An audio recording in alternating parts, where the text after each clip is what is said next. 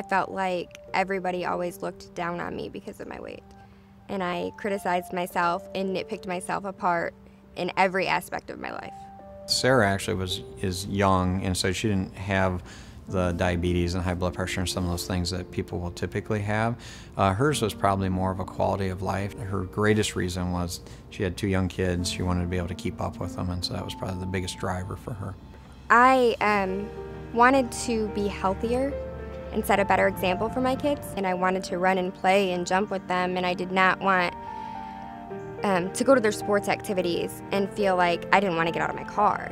I didn't want anybody to look at me. I didn't want to attend things. I didn't want to go to their school functions. I mean, I did all of those things, but I didn't want to do them because I was so uncomfortable. There were a lot of different procedures that I didn't even know were out there. I had chose to have the Roux-en-Y, and then ended up actually, after meeting with Dr. Kemmeter, changing my mind. When Sarah originally came in, she has reflux, or she had reflux, and one of the operations that's really good at taking care of reflux is the Roux-en-Y gastric bypass. But she was looking for 100% excess body weight loss, and the only operation that really gets close to that would be the duodenal switch. So when I talk to patients, I'll ask them, what are your goals? What are we trying to accomplish? When I looked at her reflux, which the gastric bypass is better for reflux, it was completely controlled with medication, so that really didn't factor into it that much. And clearly, she's demonstrated that she picked the right operation because she obviously is doing very, very well. To be honest, I was one of those people that felt like, oh, those people are just taking the easy way out.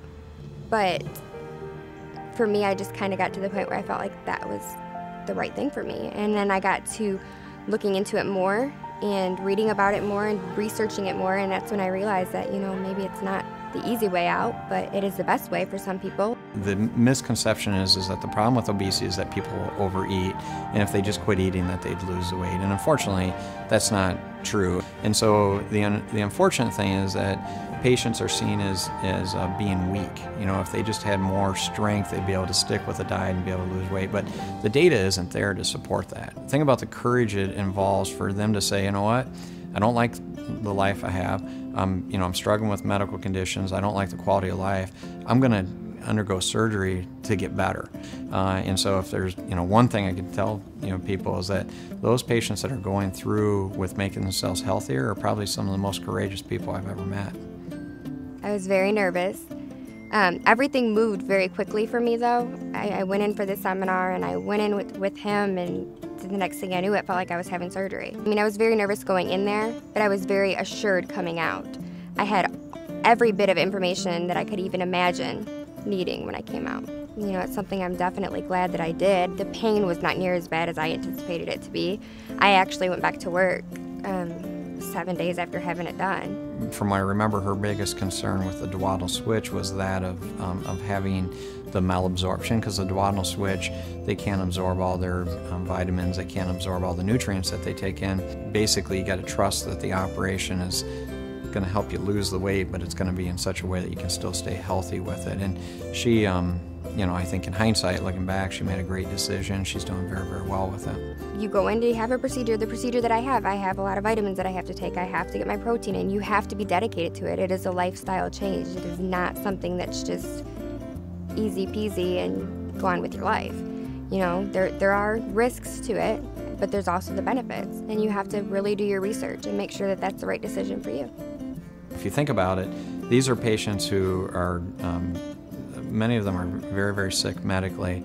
They have a decreased quality of life, and you can do an operation on them. You can help treat diabetes.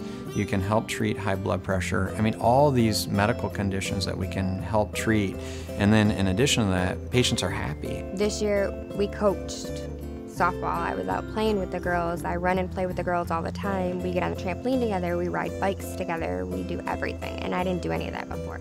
The other day I ran up and jumped on the trampoline with my daughter, and she was like, "You're gonna jump with us?" Just the excitement on their face, because I am doing those things with them now that I wasn't before.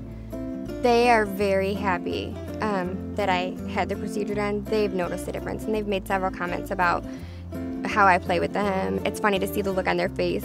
I feel like I've come out of my shell. I feel like I'm my own person now.